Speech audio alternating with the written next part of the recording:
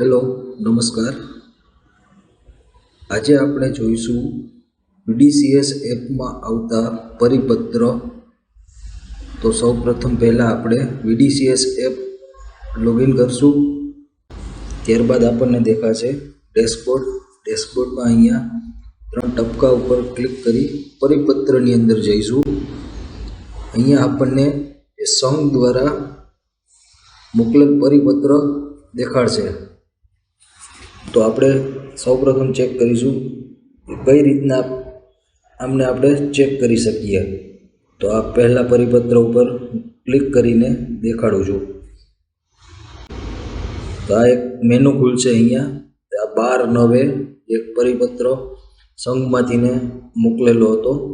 હવે આમને આપણે PDF કરવી હોય તો અહીંયા જનરેટ PDF બતાવે છે. જે આ જનરેટ PDFમાં અહીંયા PDF પર ક્લિક કરશો તો PDF જનરેટ થશે અને આપણે જે તે PDF રીડર દ્વારા આપણે ચેક કરી શકશું આમાં.